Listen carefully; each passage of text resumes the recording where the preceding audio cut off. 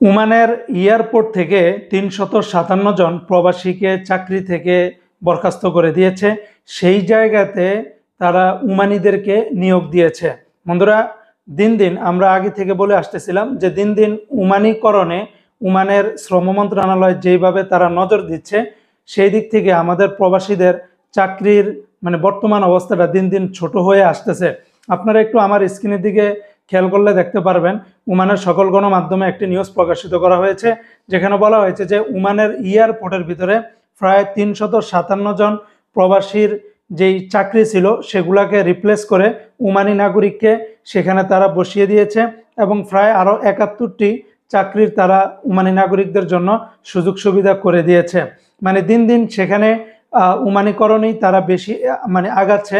আপনারা জানেন ওমানের অনেক কাজে যেখানে প্রবাসীদের থাকা সম্পূর্ণভাবে নিষেধ, ওই সমস্ত কাজে এখনো যারা বহাল আছেন আপনারা একদিন না একদিন ওই চাকরিগুলো হারাতে হবেই।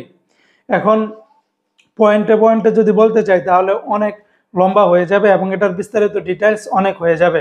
তো যাই হোক, একেবারে যে অসংখ্য প্রবাসীরা যে ওমানি পদে যে আছেন বিষয়টা কিন্তু এমন না। তারপরও যথেষ্ট পরিমাণে ওমানি নাগরিকদের যে সমস্ত পদে চাকরি করার কথা, ওই সমস্ত ওমানিদের পদে কিন্তু অনেক এখনো আমাদের বাংলাদেশি বা প্রবাসীরা কিন্তু চাকরি করেন। তাই যারা এখনো ওমানির পদগুলাতে চাকরিরত আছেন, আপনারা খুব শীঘ্রই বা আপনারা যে কোনোভাবে এটার চাকরিটাকে রিপ্লেস করে নেবেন। তা না হলে আইজ হোক কাল হোক, একদিন না একদিন আপনাদের এই চাকরি ওমানিদের হাতে যাবেই যাবে। তাই এখন থেকে আপনারা সবাই আগে থেকে প্রস্তুতি নিয়ে রাখেন।